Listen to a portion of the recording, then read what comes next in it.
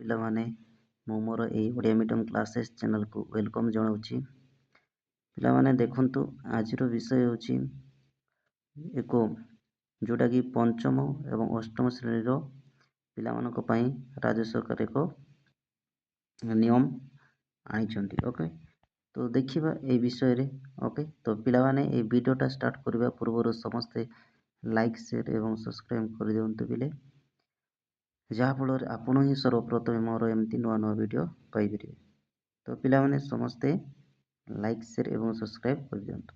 ତ ଚାଲନ୍ତୁ ପିଲେ, ଆଉ ଡେରି କରିବାନି, ଏଇ ଭିଡ଼ିଓଟା ଷ୍ଟାର୍ଟ କରିବା। ଦେଖିବା କ'ଣ ସେ ଆମ ରାଜ୍ୟ ସରକାର ପଞ୍ଚମ ଅଷ୍ଟମ ଶ୍ରେଣୀ ପାଇଁ ଯେଉଁ ନିୟମଟା କରିଛନ୍ତି। ଓକେ, ଏଇ ବର୍ଷ ଦେଖନ୍ତୁ, ତ ଦେଖ, ପଞ୍ଚମ ଅଷ୍ଟମ ଶ୍ରେଣୀ ବାର୍ଷିକ ପରୀକ୍ଷାରେ ପାସ୍ ବାଧ୍ୟତାମୂଳକ। ତାମାନେ କ'ଣ ଥିଲେ?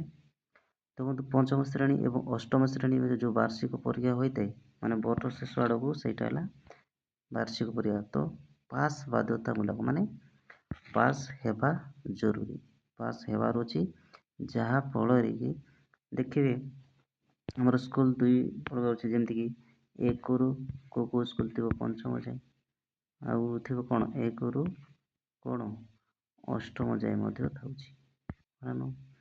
ତ ପଞ୍ଚମ ପରେ କ'ଣ ସେ ଉତ୍ତୀର୍ଣ୍ଣ ହେଇକି ପଞ୍ଚମରେ ଉତ୍ତୀର୍ଣ୍ଣ ହେଇକି ସିକ୍ସ କ୍ଲାସ୍ରେ ବସିବ, ହଁ ନା? ତ ସେମିତି 8th କ୍ଲାସ୍ରେ ଉତ୍ତୀର୍ଣ୍ଣ ହେଇକି ସେ 9th କ୍ଲାସ୍ରେ ବସିବ, ହଁ ନା? ତ ଦେଖନ୍ତୁ, ଏଠି କ'ଣ ନା, ଯେଉଁ ପଞ୍ଚମ ଶ୍ରେଣୀ ଯେଉଁ ଏକ୍ଜାମ୍ ହେବ ବାର୍ଷିକ ପରୀକ୍ଷା ଯେଉଁଟାକି ବର୍ଷ ଶେଷ ବେଳକୁ ଯେଉଁ ଏକ୍ଜାମ୍ଟା ହୁଏ, ସେଇଟା ହେଲା ବାର୍ଷିକ ପରୀକ୍ଷା। ଓକେ, ତ ସେଇ ପରୀକ୍ଷାରେ କ'ଣ ନା, ଯେଉଁ ପଞ୍ଚମ ଶ୍ରେଣୀ ପିଲା ଓକେ ପାସ୍ ହେବା ନିହାତି ଆବଶ୍ୟକ।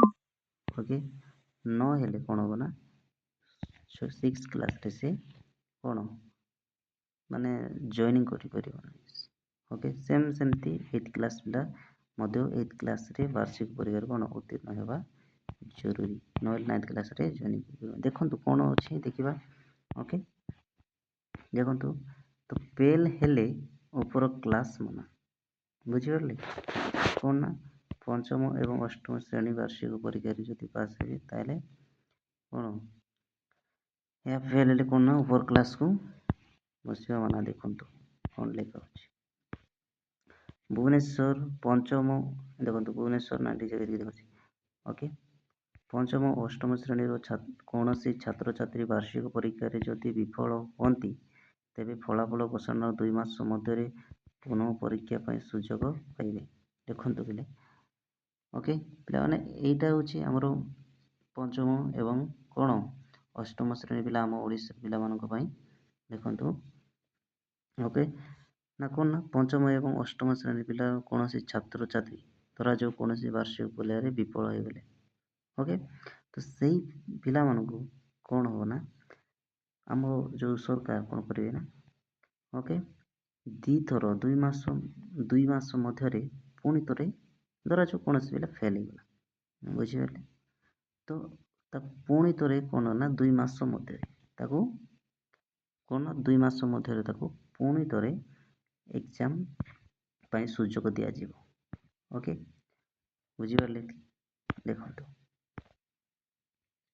ପୁନଃ ପରୀକ୍ଷା ପରେ ମଧ୍ୟ ଆବଶ୍ୟକ ଉତ୍ତୀର୍ଣ୍ଣ ମାନଦଣ୍ଡ ପୂରଣ କରିବାରେ ବିଫଳ ହୋଇଥିବା ଛାତ୍ରଛାତ୍ରୀ ସମାନ ଶ୍ରେଣୀରେ ରଖାଯିବ, ଉପର କ୍ଲାସ୍କୁ ଯାଇପାରିବେ ନାହିଁ।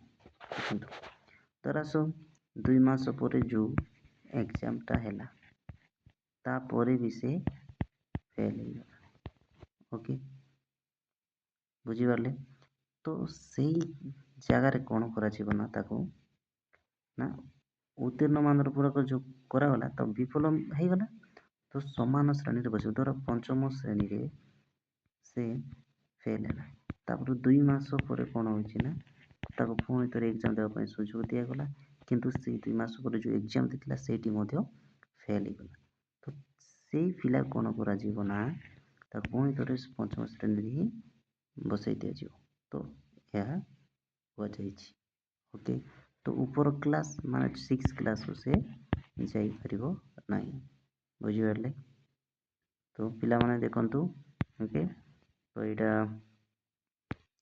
କ'ଣ ଲେଖା ଅଛି ଦେଖନ୍ତୁ। ଓଡ଼ିଶା ସରକାରଙ୍କ ମାଗଣା ଓ ବାଧ୍ୟତାମୂଳକ ଶିକ୍ଷା ଅଧିକାର ଅଧିନିୟମ 2010ରେ ସଂଶୋଧନ ହୋଇଛି। ଦେଖନ୍ତୁ ଆମର କ'ଣ ସରକାରଙ୍କର କ'ଣ ଅଛି ନା 6ରୁ 14 ବର୍ଷ ପିଲାମାନଙ୍କୁ କ'ଣ ଓଡ଼ିଶା ସରକାର କ'ଣ ନା ମାଗଣା ଏବଂ ବାଧ୍ୟତାମୂଳକ ଶିକ୍ଷା ଦିଆହେଉଛି ନା ନାହିଁ। ତ ଏ କ'ଣ 2010ରେ ଏହା ସଂଶୋଧନ କରାଯାଇଛି। ଓକେ, ନୂତନ ସଂଶୋଧିତ ନିୟମ ଅନୁଯାୟୀ ତ ପଞ୍ଚମ ଓ ଅଷ୍ଟମ ଶ୍ରେଣୀର ଛାତ୍ରଛାତ୍ରୀଙ୍କ ପାଇଁ ଶୃଙ୍ଖଳିତ ପରୀକ୍ଷା ବ୍ୟବସ୍ଥା ପ୍ରଚଳନ କରାଯାଇଛି।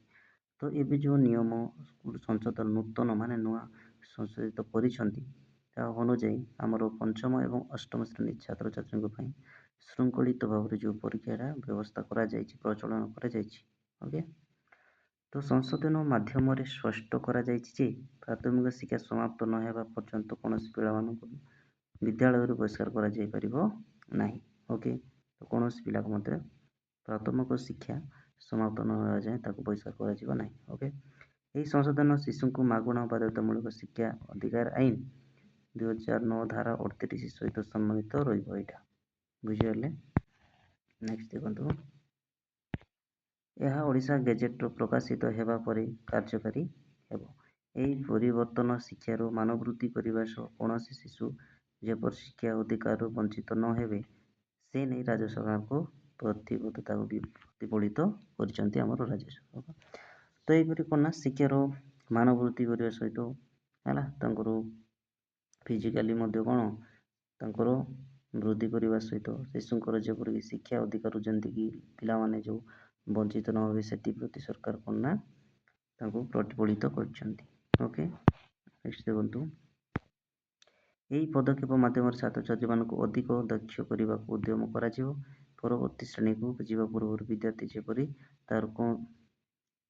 ତାହାର ମୌଳିକ ଶିକ୍ଷା ସ୍ତର ହାସଲ କରିପାରିବ ସେ ନେଇ ପ୍ରୟାସ କରାଯାଇଛି। ତ ଏଠି କ'ଣ ଏହି ସଂଶୋଧନରେ କ'ଣ କରାଯାଇଛି ନା ସେ ଯେ ମାନେ ସରକାର ଯେଉଁ ପଦକ୍ଷେପ ନେଇଛନ୍ତି ଛାତ୍ରଛାତ୍ରୀମାନଙ୍କୁ ଯେଉଁଟାକି ଅଧିକ ଦକ୍ଷ କରିବାକୁ ଅଧିକ କ'ଣ ଆହୁରି ଆଗକୁ ନେବା ପାଇଁ ଓକେ ତାଙ୍କର ଶିକ୍ଷା ସ୍କିଲ୍କୁ ବଢ଼ାଇବା ପାଇଁ ଓକେ ଉଦ୍ୟମ ଜାରି ରଖିଛନ୍ତି। ତ ପରବର୍ତ୍ତୀ ଶ୍ରେଣୀକୁ ଆମେ ମାନେ ସେ ପିଲା ପରବର୍ତ୍ତୀ ଶ୍ରେଣୀକୁ ଯେଉଁ ପଢ଼ିବେ ତାର ବିଦ୍ୟାର୍ଥୀ ଯେପରିକି କୌଣସି ମୌଳିକ ଶିକ୍ଷା ସ୍ତରରେ ହାସଲ କରିପାରିବ ସେ ନେଇ ଏସବୁ ପ୍ରକାଶ କରିଛନ୍ତି।